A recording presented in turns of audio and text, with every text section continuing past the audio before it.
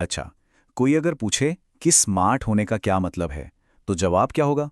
शायद ये इस बात पर निर्भर करेगा कि पूछ कौन रहा है ना? देखिए, दशकों तक हमने इंटेलिजेंस को ना बस एक ही पैमाने से नापा है। आज हम उसी पैमाने को चुनौती देने वाले एक कमाल के आइडिया को समझने वाले हैं। और ये सवाल तो हम सबने कभी न कभी सोचा ही होगा। क्या एग्जाम्स में अच्छे नंबर लाना ही स्मार्ट होने का अकेला सबूत है? क्या यही असली इंटेलिजेंस है?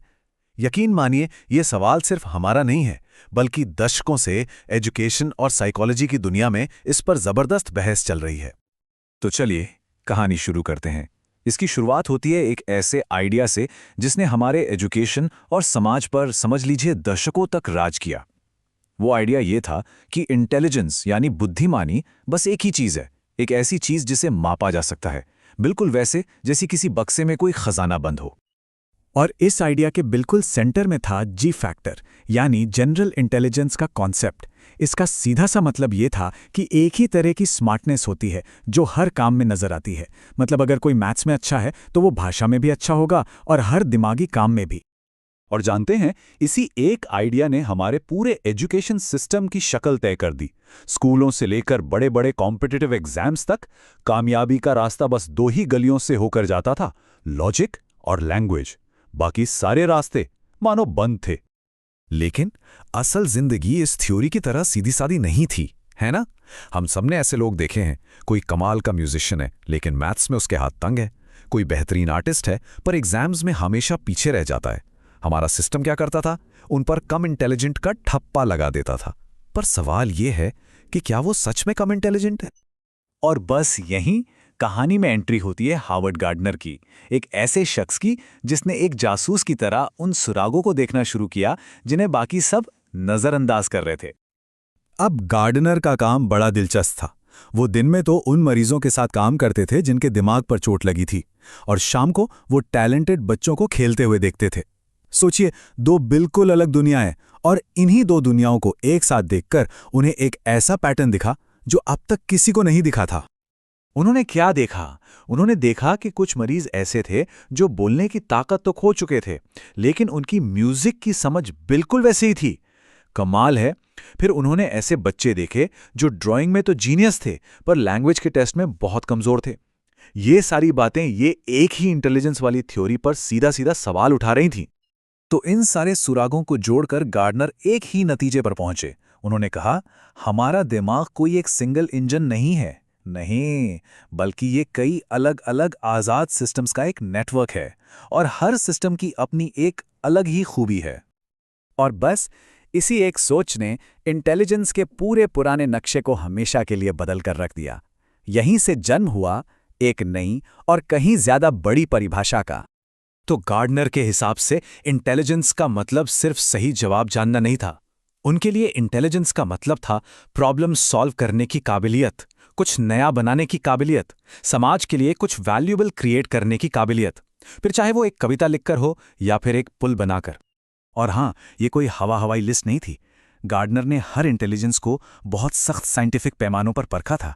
जैसे, क्या दिमाग में चोट लगने से इस पर असर पड़ता है? क्या ये किसी जीनियस या बहुत खास टैलेंट वाले लोगों में दिखाई देती है? हर इंटेलिजेंस को इन मुश्किल सवालों का जवाब देने पड़े। अच्छा, गार्डनर की इस थ्योरी को समझने का एक बहुत बढ़िया तरीका है। चलिए एक कल्पना करते हैं। मान लीजिए कि हमारा दिमाग एक शहर है। हाँ, एक शहर जिसे 8 अलग अलग स्पेशलिस्ट मिलकर चलाते हैं। सोचिए, वहाँ एक साइंटिस्ट है, एक आर्टिस्ट है, एक एथलीट है, एक म्यूजिशियन भी है। और शहर को सही से चलाने के लिए इन सब की जरूरत है। कोई एक अकेला बॉस नहीं है। सब अपने अपने काम में माहिर हैं, अपने अपने फील्ड के जीनियस। तो ये हैं वो 8 स्पेशलिस्ट जो हमारे दिमाग के शहर में रहते हैं।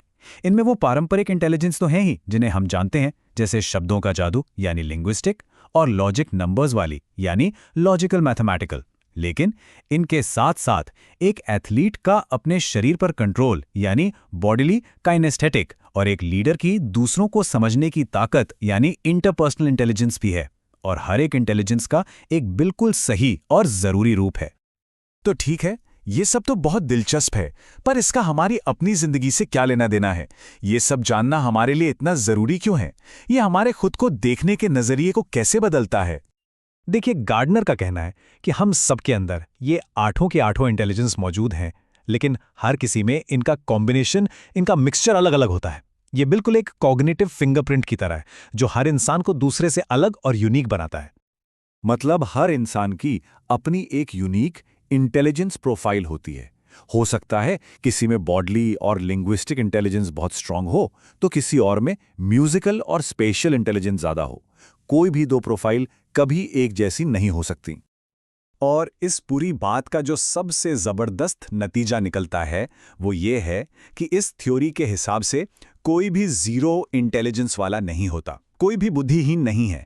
हर किसी के अंदर काबिलियत है, बस उसे पहचानने और सही दिशा देने की ज़रूरत है। जैसा कि खुद गार्डनर ने कहा था, हर बच्चा इंटेलिजेंट होता है, बस एक ही तरीके से नहीं होता। और ये बात बहुत गहरी है। अगर हम सिर्फ एक ही तरह की स्मार्टनेस को सबसे ऊपर रखते रहे, तो हम दुनिया के न जाने कितने छिपे हुए जीनियस को हमेशा के लिए खो देंगे। तो असली सवाल ये नहीं है कि कौन कितना स्मार्ट है। असली सवाल ये है कि हम किस तरह से स्मार्ट हैं। अपने अंदर और दूसरों के अंदर छिपे हुए उस जीनियस को पहचानने का शायद यही पहला कदम है। इसी सोच के साथ आज का ये सफ़र यहीं ख़त्म करते हैं।